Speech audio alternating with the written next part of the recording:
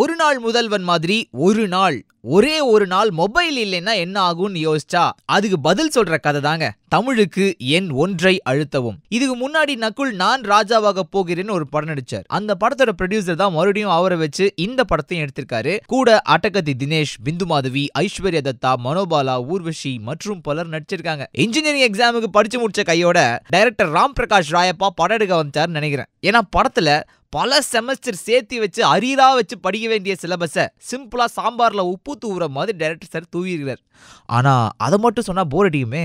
அதுதான் தொட்டுக்கிறதுக்கு அயல் நாட்டு சதி, 3 வெவ்வேறு டைப்பான காதல், அப்பப்போ கன்ஸ்ட்ரக்ஷன்ஸ்ல நடக்கிற பிரச்சனைங்க, தற்கொலை பண்ணிக்கிறவங்களை காப்பாத்துற இயக்கம், இப்படி பல நூல் பிடிச்சு சக்சஸ்ஃபுல்லா பட்டமும் விட்டுருக்கார். சீரியஸா பல ட்விஸ்ட் அசால்ட்டா ஹேண்டில் பண்ணிருக்காருங்க. நகுல் இன்ஜினியரிங் ஸ்டூடெண்ட்ஸுக்கு ப்ராஜெக்ட் செஞ்சு கொடுக்குற வேலை வெட்டிக்கு போகாத ஒரு பையன். வீட்டு சமையல் கட்டில் இருக்கிற டப்பால இருந்து செல்போன் டவர் மேல இருக்கிற டப்பா வரைக்கும் என்ன ஏதுன்னு தெரிஞ்சு வச்சிருக்கிற அம்மாவா ஊர்வசி.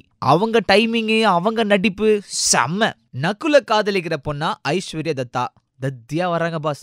அப்பப்போ அவங்க நடிப்பு தான் கொஞ்சம் கஷ்டப்படுத்தும். இன்ஜினியர்ஸ்னாவே கஷ்டம் தானே, அதெல்லாம் கண்டுக்க மாட்டீங்க. அடுத்து பில்டிங் ப்ரமோட்டரா அட்டகத்தி தினேஷ். பிந்து மாதவியை பார்த்த உடனே காதலிக்கிறாரு. அவங்க பிளாஷ்பேக் கேட்டு கண் கலங்குறாரு.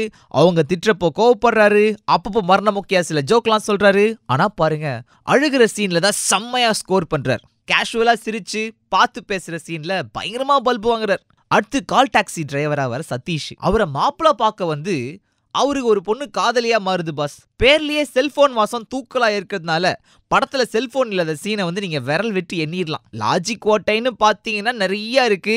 நக்குல் என்ன படிச்சாரு? அத்தாம்பரிய கம்பெனியோட முதலாளி அவ்வளோ அசால்ட்டா வந்து மொட்டை மாடல நிப்பாரா என்ன? உலகத்துல வேற யாருமே இந்த ஒரு பிரச்சனை பத்தி யோசிக்கவே மாட்டாங்களா? நம்ம மார்க் ஜக்கர்பர்க்லாம் சும்மாவா இருப்பாரு? லேப்ல சில பல லட்சங்கள் கொடுத்து வாங்க வேண்டிய இன்ஸ்ட்ருமெண்ட்ஸை வீட்டு செல்ஃப்ல அசால்ட்டா நம்ம நக்குல் அடுக்கி வச்சிருக்கிறது எப்படி? இப்படி எல்லா கேள்வியும் கொஞ்சம் ஓரமா ஒதுக்கி வச்சுட்டு பாத்தீங்கன்னா நிறைய கதைகளை டைரக்டர் சார் கரெக்டா ஜட மாதிரி பின்னி கொண்டு போறது தெரியும். சரியான இடத்துல முடிச்சிருக்கிறதும் தெரியும். ஆனா கடைசி வரைக்கும் எதுக்கு படத்துக்கு தமிழுக்கு எண் 1 அழுத்தவும் அப்படின்னு சொல்லிட்டு டைட்டில் வச்சாங்கன்னு டைரக்டர் சார் சொல்லவே இல்லைங்க. ஒரே ஒரு தடவை நக்குல் லேப்டாப்ல நம்பர் 1 அழுத்துவார். அது மட்டும்தான் டைட்டிலுக்கு சம்பந்தம். வேணும்னா இவங்க missed call, wrong call, battery low, not reachable இப்படிலாம் கூட வச்சிருந்திருக்கலாம். கொஞ்சம் சம்பந்தமா வச்சிருந்திருக்கும். மொத்தத்துல சயின்ஸ் பத்தி கொஞ்சம் தெரியும்னா கண்டிப்பா படம் உங்களுக்கு புரியும். அங்கங்க கொஞ்சம் கத்திரியெல்லாம் வச்சிருந்தாங்கன்னா இன்னும் படம் வேகமா போயிருந்திருக்கும்.